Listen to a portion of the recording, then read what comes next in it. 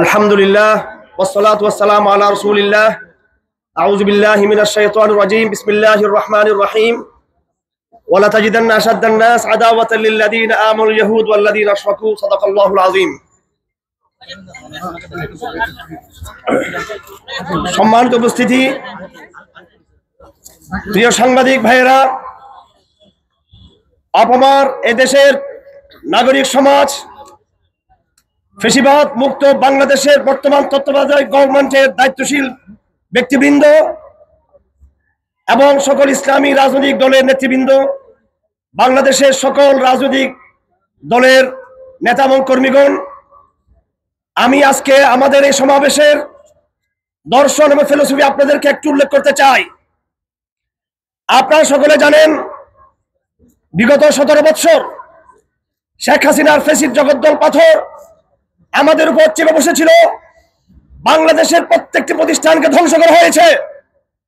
এদেশের আইন বিভাগ, শিক্ষা ব্যবস্থা, অর্থ ব্যবস্থা, সামরিক বাহিনী, পুলিশ বাহিনী সব প্রত্যেকটা বিভাগকে ধ্বংস করে দেওয়া হয়েছে। আমার ভাইয়েরা, বিগত হাসিনার পতনের পর আপনারা বাংলাদেশের রাজনৈতিক ঘটনার প্রভাব লক্ষ্য করেছেন। দেশে এখন স্থিতিশীলতা প্রতিষ্ঠা হয়নি।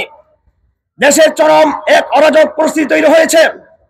হাসিনা চলে যাওয়ার পর আমরা দেখলাম প্রতি বিপ্লবের স্বপ্ন দেখে, প্রতি বিপ্লবের স্বপ্ন নিয়ে এই দেশের তথাকথিত হিন্দুত্ববাদের মাথা বিক্রি করে, হিন্দু শান্তিপূর্ণ নাগরিক সমাজের মাথা বিক্রি করে কিছু হিন্দুত্ববাদী সংগঠন হঠাৎ করে তারা মাঠে সরগরম হয়ে গেল। আমার ভাইয়েরা, আমি আজকের এই সমাবেশের একটু ভিন্ন প্রেক্ষাপট আপনাদের সামনে বলতে চাই। বিগত 17 বৎসরের হাসিনার ফেসিবাদী সরকার এবং হাসিনা মুক্ত বাংলাদেশের বিগত 3 মাসের আমাদের গভর্নমেন্ট, আমাদের অন্তর্বর্তীকালীন সরকার, এই সময়টুকুর যে অস্থিরতা, এই অস্থিরতার পিছনে আমরা বরাবরই আওয়ামী লীগকে দায়ী করে আসছি। নিঃসন্দেহে আওয়ামী লীগ এই বাংলাদেশকে ধ্বংসের দ্বার প্রান্তে নিয়ে গেছে। আজকের এই সমাবেশ থেকে আমরা যে কথা যুক্ত করতে চাই সেটা হলো, বিগত হাসিনা ফ্যাসিজমের পিছনে এবং বর্তমান বাংলাদেশের অস্থিরতার পিছনে শুধু হাসিনার একা এবং আওয়ামী লীগের একক ফ্যাসিজম দায়ী নয়, তার পিছনে হিন্দুস্তানের আধিপত্যকে আমরা প্রধান দায়ী করতে চাই। হিন্দুস্তান বিগত 17 বৎসর শেখ হাসিনাকে আমাদের মাথার উপর জগদ্দল পাথরের মধ্যে চাপিয়ে দিয়েছিল এবং বিগত সরকারের প্রত্যেকটা গুম খুনের পিছনে ভারতীয় গোয়েন্দা সংস্থাদের তাদের তৎপরতা ছিল। আমরা যখন রিমান্ডে ছিলাম, হেফাজত ইসলামের নেতৃবৃন্দকে এবং ব্যক্তিগতভাবে আমাকে এবং বাংলাদেশের আলেম সমাজের অনেক ভাইদেরকে ইন্ডিয়ান হাই কমিশনের দায়িত্বপ্রাপ্ত ব্যক্তিরা বাংলাদেশের কিছু কুলাঙ্গার, বেয়াদব এবং দেশদ্রোহী ব্যক্তির মাধ্যমে তারা জিজ্ঞাসাবাদ করেছে, রিমান্ডে টর্চার করেছে। আজকে আমরা এখানে আবেগের জায়গা থেকে আসিনি, আমরা তথ্যের জায়গা থেকে এসেছি, আমরা বিবেকের তাড়না থেকে এসেছি। আমাদের হেফাজত ইসলাম বাংলাদেশে আজকের এই ডাক, আজকের এই সংগ্রাম, আমি পরিষ্কার বলে দিতে চাই, এটা বাংলাদেশের পুনর্গঠনের সংগ্রাম। আমাদেরকে বাদ দিয়ে বাংলাদেশের পুনর্গঠন হবে না। তৌহিদ জনতার চেতনাকে বাদ দিয়ে বাংলাদেশের পুনর্গঠন সম্ভব নয়। যারা আপনারা ক্ষমতায় রয়েছেন, যারা বিগত দিন আন্দোলন করেছেন, আমি আপনাদেরকে বলতে চাই, কেন আপনারা শুধু ফেসিবাদের কথা বলেন? ফেসিবাদের পিছনে যে ভারতীয় আধিপত্যবাদের হাত রয়েছে তার কথা কেন বলেন না? আমরা ফ্যাসিজমের এই বট বৃক্ষের আমরা ঢালাপালা কেটে দিয়েছি। এই বট বৃক্ষের মুন্ড এখনো এই বট বৃক্ষের শিকড় কিন্তু এখনো রয়ে গেছে। বাংলাদেশে আমরা যেটা দেখতে পাচ্ছি, অরাজকতা, কখনো হিন্দুত্ববাদী সংগঠনগুলোর পক্ষ থেকে, কখনো প্রতি বিপ্লবের নানা চক্রান্তের মধ্য দিয়ে, এবং বিশেষ করে শেখ হাসিনা একের পর এক উস্কানিমূলক বক্তব্য ভারত থেকে দিয়ে যাচ্ছে। এবং চিন্ময় সহ, শুধু চিন্ময় কিন্তু একা নয়, আমরা শুধু আজকে চিন্ময়ের বিষয় নিয়ে এখানে আসিনি। চিন্ময় সহ ভারত, বাংলাদেশস্থ হিন্দু, বৌদ্ধ, খ্রিস্টান ঐক্য পরিষদ সহ অসংখ্য সংগঠন রয়েছে বাংলাদেশে, যেগুলোকে ভারত পেট্রোলাইজ করছে। আপনারা জানেন, হিন্দু মহাজোটের দায়িত্বশীল বলেছে, তাদেরকে ভারত প্রস্তাব দিয়েছিল, তোমাদেরকে আমরা প্রমোট করব, তোমাদেরকে আমরা ডলার দিব, টাকা দিব। অনেক হিন্দু নেতাদেরকে প্রস্তাব দেওয়া হয়েছিল, তোমরা মাঠে এসে ট্রাম্প কার্ড ব্যবহার করে, মাইনরিটি ট্রাম্প কার্ড ব্যবহার করে বাংলাদেশকে অস্থির করে তোলো। আমি ধন্যবাদ জানাই, সাধুবাদ জানাই বাংলাদেশ হিন্দু নেতৃবৃন্দকে যারা ভারতের প্রস্তাবকে প্রত্যাখ্যান করেছে। অন্যদিকে চিন্ময় সহ বিভিন্ন উগ্রবাদী সংগঠনের লোকেরা ভারতের টাকা খেয়ে, আমাদের কাছে প্রমাণ রয়েছে, ভারতের অর্থায়নে, ভারতের সহযোগিতায়, ভারতের তৎপরতায় তারা বাংলাদেশকে অস্থির করার ষড়যন্ত্র করছে। যা কিছু বাংলাদেশে হচ্ছে সেটা একটু সুপরিকল্পিত হচ্ছে। আমরা আজকের এই সমাবেশ থেকে কোনো রাজনৈতিক বুলি অর্জনের জন্য এখানে আসি নাই। আমরা আপনাদের সামনে আগামী বাংলাদেশের পুনর্গঠনের, আগামী বাংলাদেশের গৌরবকে পুনরুদ্ধার করার, বাংলাদেশের স্বকীয়তাকে রক্ষা করার যে সুদূর প্রসারী সংগ্রাম শুরু হয়েছে, সেই সংগ্রামের অংশ হিসেবে আমাদের আপনাদের সকলকে আমাদের জাতীয় শত্রুকে চিহ্নিত করতে হবে। আমরা দেশের অভ্যন্তরে ফ্যাসিজমকে চিহ্নিত করেছি। আমরা দেশের অভ্যন্তরে নানান আড়ালে থাকা, কখনো মাইনরিটির, কখনো মিডিয়ার, কখনো রাজনীতির আড়ালে থাকা বিভিন্ন অপশক্তিকে আমরা চিহ্নিত করেছি। কিন্তু আরো দূরে ভারতীয় আধিপত্যবাদের মূল যে কারিগরি চলছে, এটাকে আমরা কেউ কিন্তু আলোচনা করি না। আমি যখন বললাম গত শুক্রবারে ভারতীয় এমবিসিকে আমরা স্মারকলিপি দিব, সাথে সাথে আমাদের বিভিন্ন গোয়েন্দা সংস্থা তৎপর হয়ে গেলেন। এত ভয় পান কেন ভারতকে? শুনে রাখবেন, যতই সমূহ করেন না কেন, যতই তাদেরকে ভয় পাবেন না কেন, প্রভুর কাজ হলো আপনাকে দাস বানিয়ে রাখা। যেদিন আপনি চোখে চোখ রেখে কথা বলতে পারবেন, যেদিন সীমান্ত আমার ভাই হত্যার বিনিময়ে তার প্রতিশোধে আপনি বিএসএফ এর খুনিকে যখন হত্যা করবেন, যেদিন আপনি ভারতকে ডেকে পাঠাবেন, যেদিন আপনি ভারতের বিরুদ্ধে সব রকমের রাজনৈতিক, সাংস্কৃতিক এবং তার কোনো সামরিক উদ্যোগ থাকলে তার বিরুদ্ধে পাল্টা সামরিক উদ্যোগ নেবেন, সেদিন ভারত আপনাকে শ্রদ্ধা করবে আপনাকে। আর যে অবস্থা এখন চলছে, সে অবস্থায় ভারত কোনোদিনও আপনাদের পক্ষে থাকবে না। বাংলাদেশকে ভারত ধ্বংসের দ্বার প্রান্তে নিয়েছে।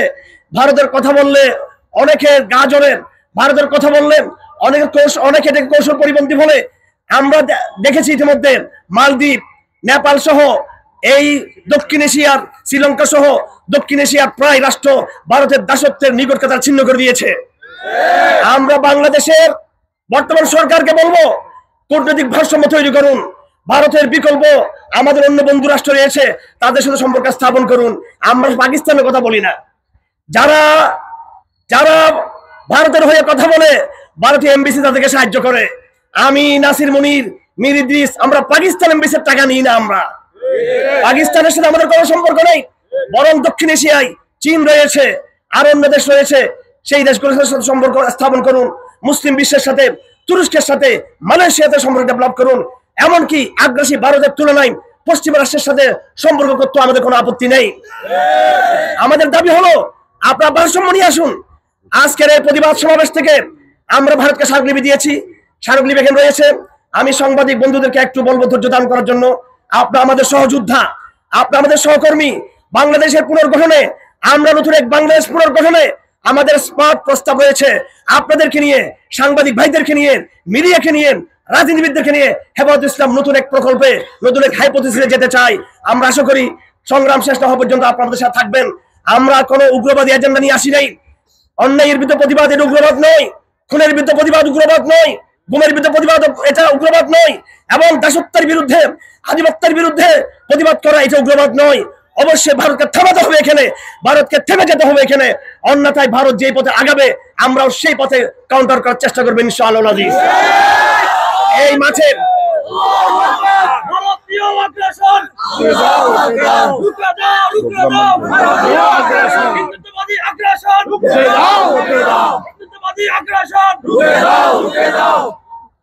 আমার ভাইয়েরা, আমি বেশি কথা বলবো না, কোনো রাজনৈতিক আলাপের দিকে যাব না। সবকিছু আপনারা জানেন, বুঝেন। আজকে আমার বক্তব্যের ফোকাস শুধু একটি পয়েন্টে। আমি আপনাদের একটি পয়েন্ট এদেশের গভর্নমেন্টকে বোঝাতে চাচ্ছি, এদেশের মিডিয়াকে, এদেশের নেতৃবৃন্দকে, ছাত্র সমাজকে। সেটা হলো সমস্যার গোড়া চিহ্নিত করতে হবে। ভারতের সাথে আমরা একটা ভারসাম্য চাই। আমরা ভারতের বিরুদ্ধে যুদ্ধ এবং লড়াইয়ের ঘোষণা দিচ্ছি না। ভারত যদি যুদ্ধ চাপিয়ে দিতে চায়, সেই যুদ্ধ ঠেকিয়ে দেওয়ার শক্তি কিন্তু আমাদের রয়েছে। আজকের এই সমাবেশ থেকে আমি চট্টগ্রামস্থ ভারতীয় হাই কমিশনকে হুঁশিয়ার করে দিতে চাই, আপনি আপনার গভর্নমেন্টকে বলুন, অনতি বিলম্বে বাংলাদেশ বিরোধী সকল প্রপাগান্ডা বন্ধ করতে হবে। আপনি আপনার দেশের সরকারের সকল রাজনীতিবিদদের মুখে লাগাম লাগান, এবং আপনার দেশের সামরিক বাহিনী, আমাদের জানা আছে তাদের গোয়েন্দা সংস্থাগুলো বাংলাদেশে সামরিক হামলার একটা পরিকল্পনাও তারা কিন্তু করে রেখেছে। ভারতকে বলে দিচ্ছি, 17 বছর হাসিনাকে চাপিয়ে দিয়েছেন, বাংলাদেশে আর কোন নতুন দালালকে আমরা মেনে নিব না ইনশাআল্লাহ। ভারত যদি শান্তি চায় আমাদের সাথে বন্ধুত্ব স্থাপন করতে হবে। আমি ভারতীয় হাই কমিশনের দায়িত্বশীলকে বলেছিলাম, যখন তিনি তার নাম পরিচয় গোপন করে তিনি বলেছিলেন তিনি শ্রীলঙ্কার নাগরিক। শ্রীলঙ্কার নাগরিক হিন্দি ভাষায় কথা বলে না, শ্রীলঙ্কার নাগরিক শ্রীলঙ্কান ভাষায় কথা বলে, ইংলিশ ভাষায় কথা বলে। আপনি আমার সাথে হিন্দি ভাষায় কথা বলেছিলেন, আপনার পরিচয় সবকিছু আমি উদ্ঘাটন করেছি। আপনি ভারতীয় এমবেসির এডুকেশন মিনিস্টার ছিলেন এবং বাংলাদেশ পুলিশের গোয়েন্দা সংস্থার মাধ্যমে আমরা এটাও জানতে পেরেছি যে আপনি বাংলাদেশের রয়ের স্টেশন ম্যানেজার ছিলেন। সব পরিচয় উদ্ঘাটিত হয়েছে। আপনি আমাদেরকে জিজ্ঞাসাবাদ করেছেন, সেদিন আমি তাকে বলেছিলাম আপনাদের রাষ্ট্রদূত হাটহাজারী মাদ্রাসার উপর দিয়ে মাইজ বান্ডারে যেতে পারে এবং শাহবাগে যেতে পারে, আপনারা ছায়াওড়ে যেতে পারেন, উদিজির কাছে যেতে পারেন, আরো অন্যান্য আপনাদের সংস্থার কাছে যেতে পারেন, আপনারা চিন্ময়ের সাথে বসতে পারেন। আপনারা কেন আমাদের সাথে ডায়লগ আসেন না কেন? আপনাদের শান্তি মুক্তির পথ একটাই, আপনাদের শান্তি সহাবস্থানের জন্য জরুরি হলো আপনার হেফাজত ইসলামের সাথে আপনার ডায়লগ আসতে হবে এবং একটা আধিপত্যবাদী যে স্বপ্ন দেখতেছেন সেটা থেকে বের হয়ে একটা ভারসাম্য সৃষ্টি করতে হবে। আমার ভাইয়েরা, আমি আবেগ ছাড়া কথা বলে দিতে চাই, সাংবাদিক ভাইয়েরা, এটা কোন রকমের আপনার উস্কানি মনে করবেন না। আমরা আধিপত্যবাদী শিকার। বিগত দিনে শেখ হাসিনার আদালত যা কিছু করেছে আমাদের বিরুদ্ধে এবং এক শ্রেণীর মিডিয়া আপনারা আমাদের বর্তমান সহযোদ্ধা যারা আছেন, কিন্তু অতীত আমলের এক শ্রেণীর কিছু বুদ্ধিজীবী তারা যা কিছু করেছে আপনারা সকলে জানেন। এগুলো ভারতের চক্রান্তে, ভারতের অর্থায়নে করেছে। আজকের এই সমাবেশ থেকে আমি ঘোষণা দিচ্ছি যে ভারত সরকার হয়তো থেমে যাবে এই জায়গায়, ভারত সরকার হয়তো বাংলাদেশের সাথে ভারসাম্যপূর্ণ বন্ধুত্বের জায়গায় আসবে। অন্যথায় আমরা ভারতের বিরুদ্ধে আমাদের চলমান আন্দোলনকে আরো বেগবান করব, আরো শক্তিশালী করব, আরো জোরদার করব। আপনাদের প্রতি আহ্বান, আমাদের লড়াই আধিপত্যবাদের বিরুদ্ধে, আমাদের সংগ্রাম শেষ হওয়া পর্যন্ত আপনারা সকলে আমাদের সাথে থাকবেন। নাগরিক সমাজ সাথে থাকবেন, ছাত্র সমাজ সাথে থাকবেন, মিডিয়ার যোদ্ধারা সহকর্মীরা আমাদের সাথে থাকবেন, আলেম সমাজের আন্দোলনের নেতৃত্ব দিবে। সুতরাং আমি আমার এই বক্তব্য শেষ করতে চাই। আমাদের আজকের আয়োজনের ফোকাস একটা জায়গায়, সেটা হলো বাংলাদেশের সব রকমের ভারতীয় এজেন্ডা, ভারতীয় আধিপত্য, ভারতীয় মিডিয়া প্রপাগান্ডা, ভারতীয় রাজনীতিবিদদের চক্রান্ত, ভারতীয় সামরিক বাহিনীর বাংলাদেশ সম্পর্কে পরিকল্পনা সব কিন্তু আজকে এখন স্থগিত করতে হবে। আমরা এখন যাব। আমি গোয়েন্দা সংস্থার উদ্দেশ্যে বলতে চাই, আমাদেরকে ঢাকা থেকে চট্টগ্রাম থেকে তারা অনুরোধ করেছেন আপনারা ভারতীয় এমবেসি অভিমুখে যাবেন না। আমি বলেছি আমাদের কর্মীরা স্মার্ট, এরা শিক্ষিত, এরা একটা ইটপাট করে মারবে না। তারা ভারতীয় এমবেসিতে গিয়ে স্মারকলিপি দিবে। তারা বললেন একটু স্থিতিশীল পরিস্থিতি। আমি বললাম আপনারা তো ভয় পান কেন? শত্রুকে চিনার চেষ্টা করেন, ভয় পাওয়ার দরকার নেই।